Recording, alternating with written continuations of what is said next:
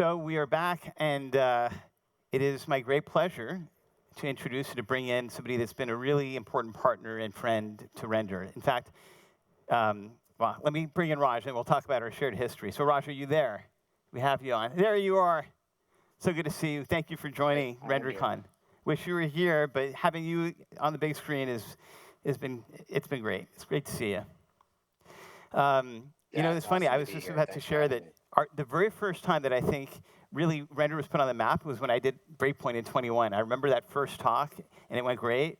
It was right around the time that we were thinking of moving to Solana, and of course we made that transition, and it's been amazing ever since.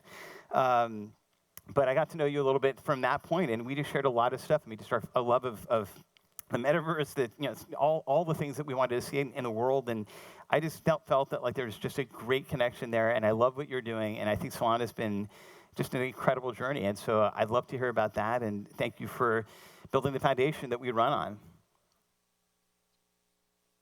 Yeah, and thanks, Jules, for being such a visionary and bringing such incredible talent to the network. I think that was really always the vision for Solana. For those who don't know, Solana is the first and really kind of the pioneer of high throughput blockchains. We started in 2017 when CryptoKitties brought Ethereum to its knees. So we saw in the thousands of users that people were having lots of fun with crypto, but the scalability, the throughput, the latency was just not there. So I kind of think of it like, what if ChatGPT came out and every prompt took 30 minutes to get an answer back? That's how it felt in 2017. There was something special, but the experience wasn't magical because it wasn't performant. So long story short, and happy to get into details however you like, but we really cracked that problem.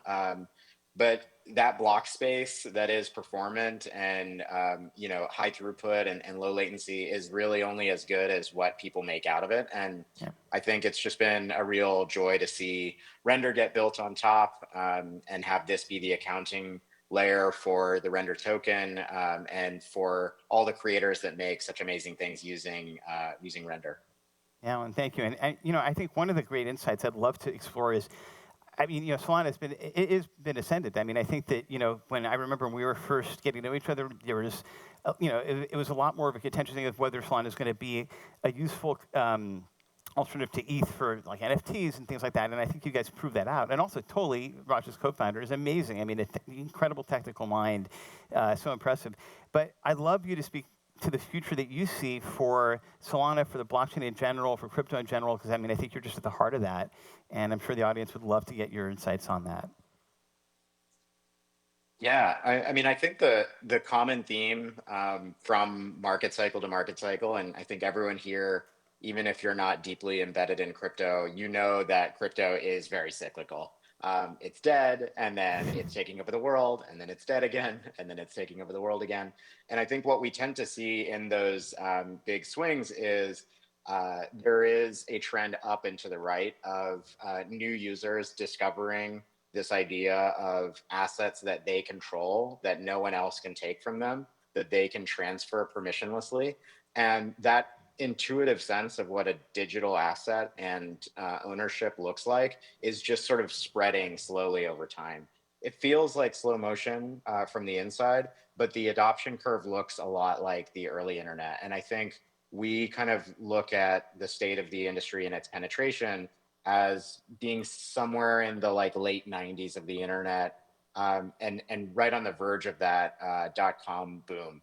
And, obviously a lot of noise in the .com boom and there's a lot of noise in crypto right now. I'm sure there will be plenty more to come. But what we do see is, finance getting rebuilt at its core, the payment mechanisms, the currencies, dollar-backed assets, stable coins that are really useful and configurable in traditional, really boring financial instruments, borrowing and lending and derivatives and things like that. And then we see on the, almost this completely opposite end of the spectrum, we see people just creating. And So the NFT market is really alive and well, but we see these ebbs and flows where when the finance part is really burning hot, that's what makes it into the big headlines. That's what goes viral. You see these, multi-billion-dollar market caps and asset outcomes. You see millions of people getting onboarded. And then there's a lot of people building in the background more quietly for the next big cycle for their vertical. And now what's cool is we don't just see this happening in finance and digital art and collectibles.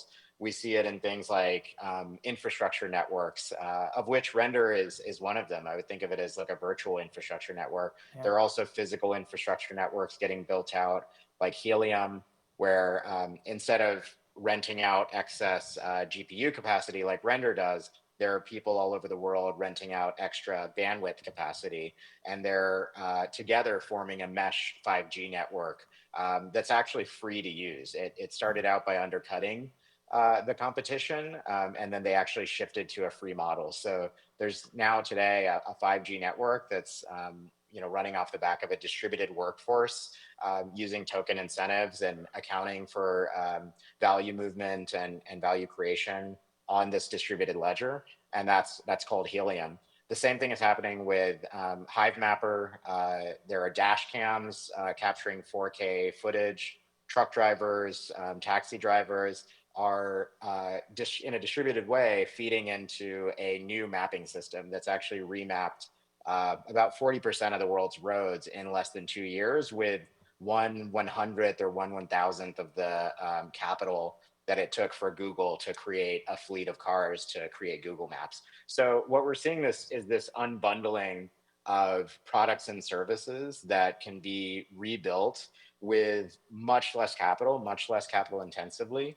But the products are actually better. They're cheaper, they're more efficient, they're better for users. And I think we see the same thing here with Render. Yeah. I think what's exciting is just we really have just barely scratched the surface for how new media, new IP can get financed, and how the value from creating that IP can be shared with audiences, with early curators, with early collectors.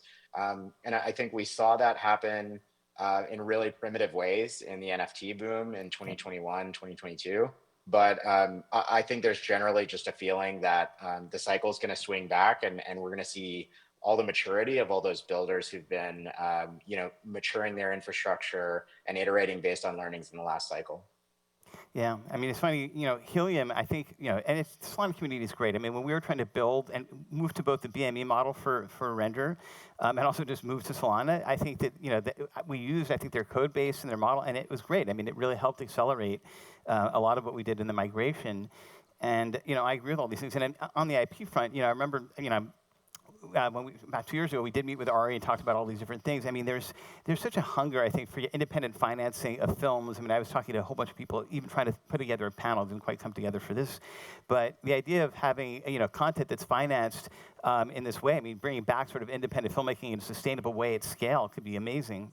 And truly, in some ways, that's also the promise of digital art as well. But I think there's a lot. I'm so glad you're focused on that, and I think there's a lot of opportunity there, for sure. Yeah. A really fun and intuitive example for folks to check out here is this one project called Claynosaurs.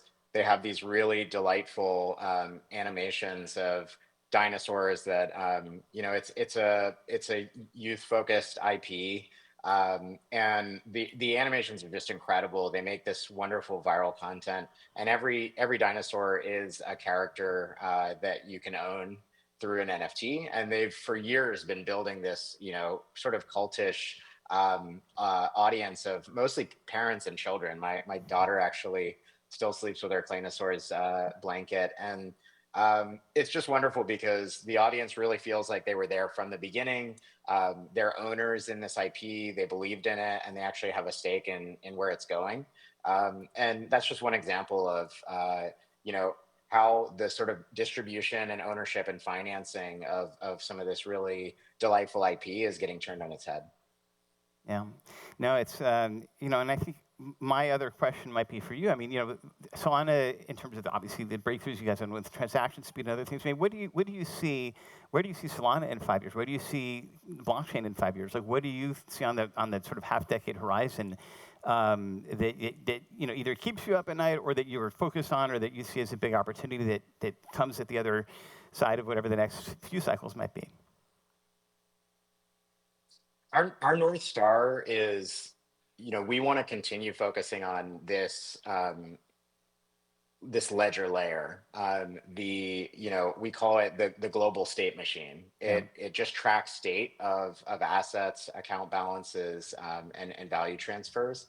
And similar to the world economy, the more fluid and free the movement of value is, the less sand there is in the gears of commerce.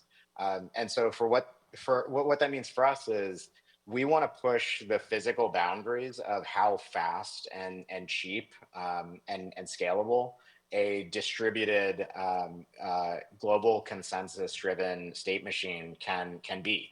And we want to basically always be fighting against the speed of light. How long does it take for messages to get around the earth and for global consensus to be achieved? So right now we're at sub 400 millisecond block times.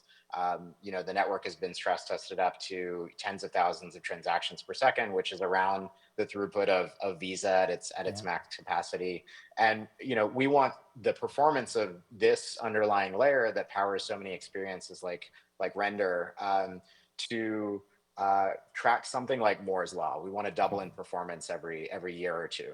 And the reason for that is, when we started in 2017 and told people we were targeting 50,000 transactions per second, we got laughed out of the room. They said, who would ever possibly use that much capacity? Right now we're at like 5 transactions per second for the whole industry. And, to me, that just reminded me of when my brother held up a USB stick with 1 megabyte on it, and he was like, "This is all you're ever going to need. It's in your pocket. It can store every file we've ever created." And we were computer nerds. And next year it was double, and sure enough we had 5 or 10 of them filled up. So this capacity always gets filled, and we count on that. And the way we're doing that, just to be sort of brief about what's upcoming, is there's a new validator client called FireDancer that's rebuilding the entire software stack of Solana from the ground up, using the learnings of 7 years in production of the first validator client. And that's expected to increase throughput or reduce bottlenecks for increasing throughput to something like 500,000 to 1 million transactions per second. There's also a project called 00, where there are special switches routing fiber-only paths around the world for validators to communicate with one another, and that also reduces latency. So, any project that increases bandwidth or reduces latency is prioritized in the roadmap and relentlessly executed against. And the joy that we get to see out of it is we're just constantly surprised by what new use cases and user behaviors and funding models and great IP and applications get built using that raw material of block space. Yeah, that's great. I mean, I also figured I'd ask, because I mean, everything in the crypto space, it feels like it should be borderless, it should be non-connected to nation states, but a lot of policies, I mean, here in the US, right, we just had a new administration, things change. Like, how does the effect of a new administration change anything in your outlook for Solana, or even just in the crypto space in general, beyond just Gensler, I guess, not being there and all that? I mean, how does that play into how you see the next year or two for you guys, coming together, or what does it change for you, if anything? Yeah, the expectation was that policy in the US and the regulatory environment would change and adapt to be more friendly to crypto, because I think it couldn't have been more the opposite in the last 4 years. And I think what we've been surprised by is just the pace and the quickness that there's been a massive turnaround, to the point that things like stablecoins are now considered a matter of national security. What they do is they extend the reach of the US dollar to economies and wallets that don't have access to US dollars, that would have to go through lots of pain, friction, and paperwork to get exposure to US dollars, much less something like US treasuries. Um, I, being honest, we didn't expect that this would happen when we were getting started in 2017. But I think what we're seeing is that there's a lot of change in geopolitical sort of dynamics, and a lot of that has to do with currency dominance.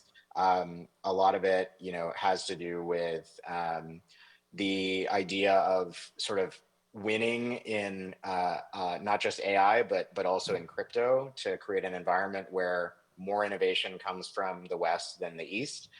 So, in a way, the competition amongst nation states for being the home of crypto has really accelerated the environment in the US. And what that means for us is we're just really excited because we're from the US. We were born here, we were raised here, our parents immigrated here, and we're really excited for folks who have built some of the greatest products on the internet over the past 10 to 20 years to be coming into crypto. And that's exactly what's happening, right? What I've seen is that there was a lot of hesitation around launching crypto products, and for good reason. There was things like Operation Choke Point 2.0, where banks were basically coerced into dropping any clients that had any business to do with crypto, and that is completely gone now. Banks are actually getting more clarity on what it looks like to custody digital assets on behalf of clients. And then you mentioned it, but honestly, the change in the SEC and the regulatory environment has been a big boon. Things like, let's say, if Claynosaurs wants to share revenue from a feature film back to its earliest collectors, and some of them were kids when they bought those NFTs, and then maybe as they go into adolescence, the fact that they spotted something really early and believed in it might help pay for their college. Like, it sounds very sentimental, but these stories can happen now because it is objectively a little silly to treat something like digital collectibles differently than you treat watches or any other collectibles that can appreciate in value if you're a tastemaker, and if you make the right bet at the right time, and if you support somebody who has a really great ability in their craft. And so I think there are going to be a lot of really amazing stories of wealth and value just being shared earlier to people who believe in something and take a stake in it. Yeah, and I think that, I had people on a little bit earlier, and he was making a similar point, which is that, the idea of art being physical or digital, I mean, it's something that, from his perspective, obviously, art should be the artist's intent and all those things. And I think the world is changing more to adapt to that. I mean, his early success blew up a lot of the attention around this, but I agree with you. And I think that there is, I mean, listen, if I still had, some of my early comic books, those things actually were worth a lot. I like Iron Man #1. So yeah, I mean, there's a lot there. And I think, we have about a minute and a half. I want to ask a technical question because, obviously with crypto, there's always a fear like losing your keys and all these things happening that could go negative. Have you totally been working on anything that's like for post-quantum stuff? I mean, there's just a lot of chat around, whenever we had quantum computers, I'm granted, maybe even breaking the blockchain wouldn't be the worst thing that would happen because there's so many things that go wrong. But have you guys looked into that, or are you working on it? What do you think of it? Because it is sort of a topic that bubbles up here and then, and I figured I'd just pick your brain on that for a bit. Yeah, in the last year, pretty quickly after some of the breakthroughs in quantum computing, we saw, independent of Solana Labs or Solana Foundation, there were ecosystem projects that started building things like quantum resistant vaults for assets. And so, some of the mitigations are already coming into play. And it's from our estimate, it's going to take years for any real scale of these systems to play out, and there's a lot of time to do basic research. Not just on a solution that works, but what is the most future-proof solution for what encryption methods we should switch to. That's kind of always been the expectation in crypto, is that we're not always going to be depending on SHA-256. Solana uses SHA-256 for its hash function that underpins proof of history. SHA-256 is the same hash function that that underpins Bitcoin, but that's just one component that can be switched out. Yeah, we are out of time, and it was such a pleasure to have you join us for RenderCon, and thank you for all your support, and it's a pleasure to be working with you and to doing great things on Solana. Thank you, Raj, for joining us. Thank you. Thank you. All right, thank you.